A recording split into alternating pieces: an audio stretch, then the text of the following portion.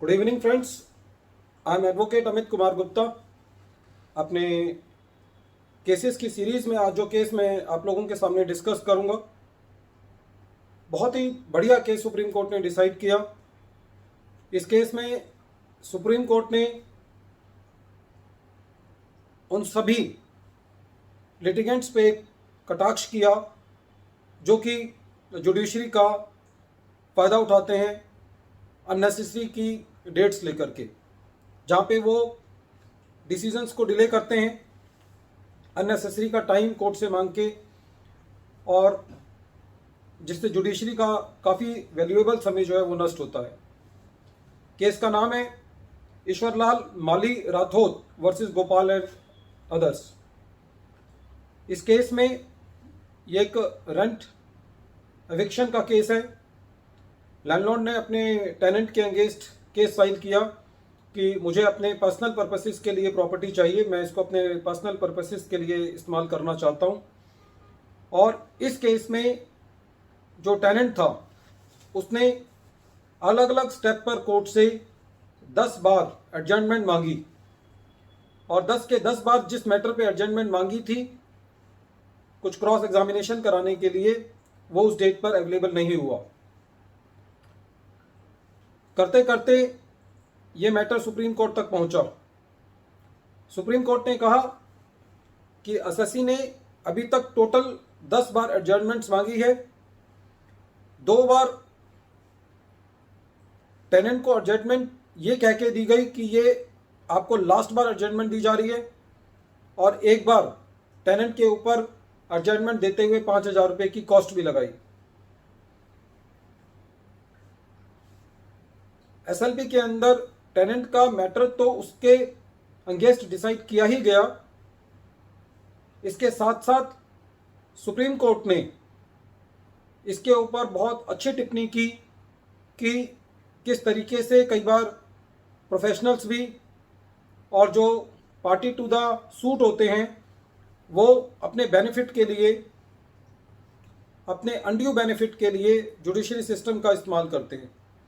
उन्होंने ये सभी को हिदायत दी, चाहे इसमें वो प्रोफेशनल्स हैं, एडवोकेट्स हैं या लिटिगेंट्स हैं, कि वो अननेसेसरी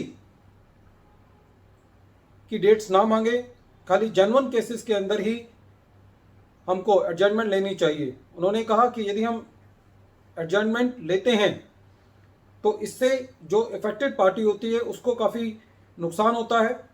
उन्होंने एग्जाम्पल देते हुए, इसी केस का एग्जाम्पल देते हुए कहा कि यदि एक कोई जेन्युइन लैंडलॉर्ड अपने पर्सनल पर्पसेस के लिए अपने प्रीमाइसेस को यूज़ करता है, और जैसा कि इस प्रेजेंट केस में उसको अपनी प्रॉपर्टी को खाली कराने में 15 साल लग जाते हैं, तो फिर जस्टिस का कोई मतलब नहीं रह जाता। कोर्ट ने इस केस में ये भी कहा कि यदि उसको जुडिशरी से अपने प्रीमाइसेस को खाली कराने में 15-15 साल लग जाएंगे तो वो हमारे पास नहीं आएगा, और वो कुछ ऐसे तत्वों का इस्तेमाल करेगा अपनी प्रॉपर्टी को खाली कराने के लिए जो कि एज पर लॉ नहीं है। और ऐसी परिस्थिति में हमारा जुडिशरी सिस्टम ही उसको ऐसा करने के लिए प्रेरित करेगा। इस केस में एसएलपी तो एसएससी की डिसमिस की ही गई, और कोर्ट ने अपनी बड़ी रुष्टता शो करी ऐसे केसेस के लिए जहां पे जो पार्टीज होती हैं जो कि सूट के अंदर इन्वॉल्व होती हैं वो अननेसेसरी की डेट्स लेती हैं। फ्रेंड्स, हालांकि ये कोई इनकम टैक्स का केस नहीं है, लेकिन इसको यहाँ डिस्कस करने का एक लॉजिक ये भी है कि जब हम देखते हैं कि जब हम अपील्स में होते हैं इनकम टैक्स के केसेस में, चाहे वो ITAT लेवल पे है या आगे है, तो हमने देखा है कि जो डिपार्टमेंट रिप्रेजेंटेटिव होते हैं उनका बड़ा ही लेथार्जिक एटीट्यूड होता है। बहुत सारे मैक्सिमम केसेस के अंदर वो अपनी डेट्स मांगते हैं। कई बार तो ऐसा होता है कि डिपार्टमेंट की खुद की अपील होती है और grounds of appeal he file किए हुए नहीं होते। जब मैटर हियरिंग के लिए लगता है तो कई बार जजेस ये कहते हैं कि हमारे पास ग्राउंड्स ऑफ अपील नहीं है, और इसी बात पे मैटर जो है 2-2, 3-3 बार आगे डिले हो जाता है। एसएससी की जो डिमांड होती है उस पर उसको इंटरेस्ट चल रहा होता है, प्रोफेशनल्स का टाइम खराब होता है, एसएससी का टाइम खराब होता है, और बहुत सारे ऐसे मैटर हैं जहाँ पे कई बार तो यहाँ तक देखा गया है कि डिपार्टमेंट रिप्रेजेंटेटिव डीआर जो होता है वो ये प्ली दे रहा होता है कि जी मुझे केस के फैक्ट्स ही नहीं पता।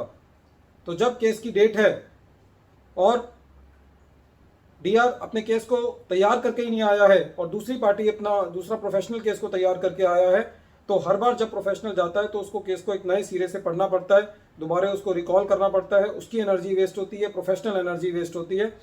तो ये केस उन सब केसेस के अंदर हम इस केस का यूज़ कर सकते हैं जहाँ पे डिपार्टमेंट अननेसेसरी की डिले टैक्टिक्स यूज़ करता है मैटर्स को कराने के लिए, और स्पेशली वहाँ पे तो डेट्स बिल्कुल नहीं दी जानी चाहिए, एटलीस्ट जहाँ पे जो डिपार्टमेंट जो है वो अपील में होता है। फ्रेंड्स, एक बार फिर मैं केस का नाम रिपीट कर रहा हूँ। केस का नाम है Ishwarlal Mali Rathore versus Gopal and others. ये केस सुप्रीम कोर्ट ने लेटेस्ट अभी डिसाइड किया है, और इस केस के अंदर जो मेन इस केस को पढ़ने का लॉजिक है वो ये है कि इस केस में कोर्ट ने जो अननेसेसरी डिले की टैक्टिक्स है, एडजर्नमेंट्स लेकर के उसके ऊपर जो है वो अपनी विशेष टिप्पणी की है। Thank you friends, thank you.